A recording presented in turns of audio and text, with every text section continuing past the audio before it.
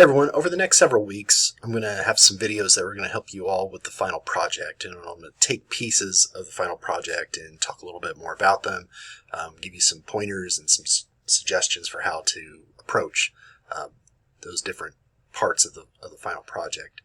This week, we're going to start by taking a look at literature reviews, and I'll talk a little bit more in a fair bit more detail about how to put together a literature review in this video. I'm starting with literature reviews because it dovetails from the research journals that you submitted with the midterm project, and because the literature review, it might be one of those more time-intensive things. You might need to use a couple weeks to get things from OhioLink. You're trying to find journal articles. Maybe you need to chat with me or a reference librarian about how to identify additional sources for your project. The literature review can take a little bit of time compared to some of the other things that you're going to work on for the final project. It's not that those things aren't going to take time to think through, but the literature review is going to be a little bit time intensive, and it might just take more time for you to collect sources and to kind of process those sources. For some of you, the 15 articles that you read for the midterm project gave you a great foundation for understanding your phenomenon. If that's the case, that's awesome. You can just kind of build upon that. You'll definitely need to read a bit more for the literature review, but maybe those 15 articles, they're all kind of focused on the same phenomenon, and maybe you use all or most of them for your project. There's some others that for the research journals, like you used 5 or 6 to realize, oh, this is not a topic that I want to study, and you kept them in the research journal, and I'm fine with that. For the final project, though, all the sources that you're writing about, they're kind of focused on the phenomena of study for that final project. So everyone's going to probably need to read a little bit more beyond their research journal to kind of flesh out the literature review. And I'll talk about kind of like when's a good indicator that you've read enough and that you're ready to kind of write the thing up. But let's talk a little bit about what literature reviews are and how you put them together. A literature review is organized by trends that you noticed in your review of the literature. An annotated bibliography is usually organized alphabetically by the last name of the primary author, depending upon the citation style that you're using. You're just kind of listing sources. And a literature review, however, is structured so readers understand what are the different subtopics or different parts of that larger conversation about that phenomenon that you're studying. In a research article, it's typical that the conversations or the trends that you noticed in the research, the trends that are kind of further away from the specific thing that you want to study, it usually appears earlier in the literature review. So like the literature review, there might be a little bit of context and background, which may not be immediately relevant to the project that you're working on or for the topic that you're studying, but it is helpful context and background that you saw in the literature. And then you kind of get closer and closer to the specific thing that you're trying to study in a research article. You can kind of think of it as like an inverted pyramid where you begin with that context. It's a little bit broader, and then it narrows and narrows and narrows, and then it gets to the very specific thing that you're looking at for your study. But how do you write one of these things? How do you go about writing a literature review? And what I want to do is I want to walk you all through the process that I use for putting together a book chapter that actually turned out to be just a really long literature review about big data analytics and their relevance to writing programs. I know, super boring topic, but it really was just a huge literature review, and let me share with you the process that I used to write that book chapter. The book chapter I'm going to talk about was published in a book called Retention, Persistence, and Writing Programs. It was published back in 2017 by the University of Colorado Press. The chapters in the book try to provide readers who are mostly writing program directors with some strategies and ideas for increasing student retention and persistence in college. So retention, keeping students from semester to semester in college, they're making progress towards their degree. And persistence, they're making that progress and they're working and finishing up a degree. I wrote it at a time when I was starting to notice that arguments around higher education were getting caught up in metrics that I thought definitely are important, like job placement and other employment-related metrics, but they were failing to capture what I think are other important benefits of higher education. I was also noticing that a lot of arguments around higher education were referencing big data. So I was reading a lot about big data when a call for papers came out for this edited collection, and after my proposal was accepted, I started working on my literature review. A literature review involves a lot of reading, tons of reading, and a lot of writing about what you read, kind of reflecting on what you read and building connections between things. Let me show you all the research journal that I used, and you definitely do not need to use the system that I put together, but let me show you the research journal I used for this book chapter. So this is my research journal for that book chapter, and it's a lot. There's over here, I'm a big fan of using the styles feature in Word, so if you use the styles feature and here's your styles up here, you assign the titles of things with headings, then it creates this kind of nice document map over here on the left-hand side that you can get to from using View and the navigation pane. So these are just different articles that I read, and they're already sorted, and I'll explain the sorting here in just a second. But what I did is I just started reading articles that were about data in the field of writing studies. And then I started looking at articles about big data in higher ed, outside higher ed. There's a little talk of it in writing studies, in composition studies, but not much. And that's kind of why I wrote the book chapters, because I wanted to get this on folks' radar. So it's already sorted, and let me kind of go through one of these. One of my entries here. So I read Joe Moxley's book, or his article in Computers and Composition. The author's abstract, I just kind of copied and pasted it in from a PDF, and I noted that. If I had my own summary, I usually put that in brackets, or I'll make it clear like this is something that I wrote to try to keep things clear and kind of keep things separate between the author and me and my reflecting on that article, just making sure I'm not accidentally plagiarizing anything. So you see here's a quote, so I just kind of copied and pasted, and I keep Joe Moxley, and I spelled that wrong, I kind of keep a little information about where it came from, and I'll explain that here in just a second. So here's a quote that I found important. I reflect on it a little bit after the page number, and then I go to the next one. Here's another quote, and I'm reflecting on it a little bit within the brackets. So I kind of just pull what I find as important quotes out of that reading, and I comment on them a little bit, and there's a bunch of highlighting here that I'll explain in just a second. So in my research journal, I keep the name of the author, I keep the page number where I found the text that I want to talk a little bit about. I paste in a little bit of the quote. And the reason I keep the author's name and a brief title of the article that it comes from is because the way that I put together this literature review is I literally cut pieces of paper. I printed all 55 pages of this research journal out, and I cut those quotes out, and I would sort them. I would read them all together, and I'd say, okay, are there kind of big categories, big buckets that I can put these different quotes in? Well, yeah, there's a collection of things that are written outside writing studies. There's a collection of things that are written by people that are in higher ed, but not necessarily in my area. So the big buckets became from which perspective are people writing about big data? Outside higher ed, inside higher ed, and in writing studies, there's a little bit of talk about data. So those became the bigger buckets.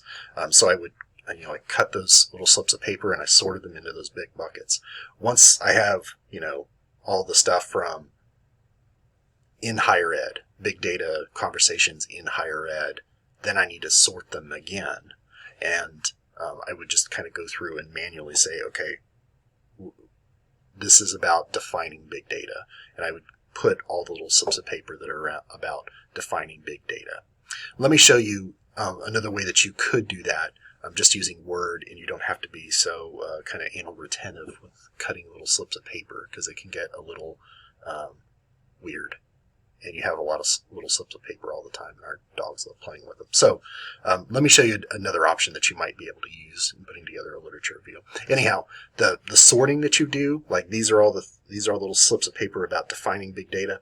That becomes a paragraph of a literature review, and you're kind of piecing together all those different quotes and paraphrases about how people are defining big data outside higher education or inside higher education. So trying to think about like how you structure things, how you organize things. You're trying to find places of commonality where people are talking about similar things, and you're just trying to group the information to make it easier for your reader to understand what is the conversation about this topic. Well, there's these different perspectives from which people are writing it, and one thing that I saw, in people inside higher ed, when they're talking about big data, they're talking about how to define it. And here's a quick summary of the conversation around how people are defining big data in higher ed. So that's kind of how thinking about how do you structure a lit review, that's kind of it. But let me show you maybe a little less arts and crafts approach to keeping track of things in a Word document to come up with those groupings. Okay, so we're back in that big Word document, and we have this section here, big data in higher education, and I moved in all the sources that were written about big data, but were written by folks inside higher ed, but not necessarily in our field, in rhetoric and composition studies, and that's the stuff up here. So big data in higher education, tons of articles about that. But what you could do instead of using the cutting out little slips of paper method is to use highlighting. So there are kind of three little trends that I noticed within the big data in higher education. There was a lot of folks who were talking about defining big data. There was a lot of conversation about governmental pressure to use big data. And then there was a lot of folks that had concerns about using big data, like privacy issues and things like that. And I highlighted that in yellow. So you'll see, just kind of going through here, you see places where you've got those different highlighting. And what you can do is you take all the stuff that's highlighted in yellow and you put it all together, and then you start building those paragraphs or sections of that literature review. Something you'll need to sort out for yourself is some kind of system to keep your reflection and your reaction to what it is you're reading separate from the text of the thing that you read. Like if you use Word or a Google Doc to keep track of what you've read, like in a research journal, you'll want some kind of system where you can easily identify, this is my response to the thing that I read, and this is an excerpt of the thing that I read. I like using direct quotes, so I will copy something in, usually from a PDF, and bring it into my electronic research journal Word document, and then I will use brackets afterwards or before to kind of reflect on what it is that's in that quote. Like, this connects with something else that I saw, or I think that this is related to something else that I read. So you'll want to come up with your own system for doing that. When I teach literature reviews to English majors, and these are English majors like in their last year of their program here at Shawnee State, sometimes plagiarism conversations happen, and I don't think it's intentional. It's just students have a lot of research on their mind, and they don't have a system for keeping track of, these are my thoughts about the thing that I read, and this is the thing that I read, and the two kind of get melded after a while. When you read enough, it's really hard to kind of tease those things out sometimes. So you'll need to come up with some kind of system for doing that. The other thing to keep in mind, and everyone, I'm sure you're all thinking this, Dr. Scott, how many freaking articles do I have to read for this thing? To do a literature review, you need to read until you start to see a lot of repetition. And for some of you, if you're working on really large topics, we might need to talk about like kind of narrowing things down a little bit. But for the big data article, I just found a lot of repetition around the issues of privacy. Like, privacy kept coming up. There were a lot of folks that were talking about the benefits of big data. And once I saw that things were getting repeated a fair bit, then I was like, okay, I have enough. I can start writing my literature review. if you have concerns about that for your project, please reach out. I'd be happy to chat with you about it. This should not run your life.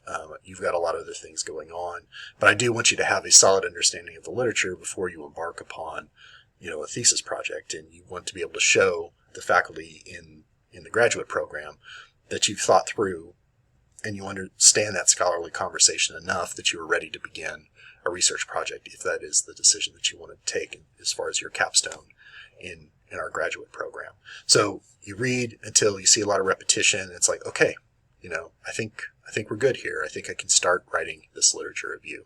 You then take those categories, those things that were highlighted in yellow, everything that you highlighted and said, this is people defining big data, and those become sections or paragraphs of your literature review.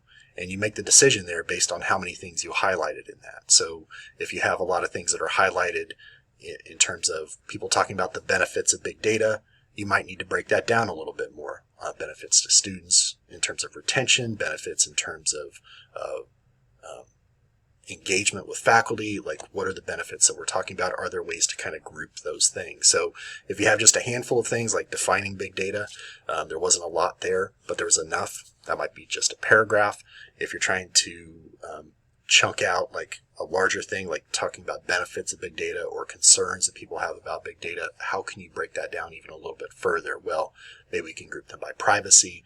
Maybe we can group them by, fears that the data is going to be misused for marketing or something like that. How do you break those things down a little bit more? If you have questions about that, concerns about that, reach out to me. I'd be happy to talk you through how you might be able to do that with your own project. But you're kind of like putting things into smaller buckets and buckets that you could write paragraphs out of. That's really what it came down to when I wrote my literature review. Let me show you my finished book chapter for this edited collection and kind of wrap up some thoughts, and that'll be it. So just a little bit more about literature reviews. So here's the book chapter that I got published back in 2017 on big data and writing program assessment. It includes an introduction, the dated reference to Yik Yak, and then kind of setting the stage for what's going to happen and why big data kind of matters to writing program administrators. And then I begin with defining big data, kind of this broader contextual stuff. And remember all that stuff that I was highlighting? I forget what color it was in, but like this is defining big data. Well, all of those things kind of get grouped together, put them in a pile of those slips of paper. How do I break that down? Well, defining big data outside higher ed. So we got the federal government and how they're defining big data analytics, how some people in industry are thinking about big data, and then another paragraph where here's how folks in colleges and universities are defining big data. So these are all people that are working within or writing about big data in colleges and universities. And then the final paragraph here kind of sets the stage for what's going to happen in the rest of the book chapter. So that's what I wanted to share with you all about writing literature reviews. A literature review is an incredibly helpful document. If there's something I don't know much about in the discipline, then I will ask myself first, has somebody written a literature review about this? Because it's probably going to give me some really helpful information and help me understand what are the different subtopics and the trends that others have noticed in that conversation around that issue. So whether it's revamping our placement process, placing students in writing courses, that's something that's talked about by folks in writing assessment circles.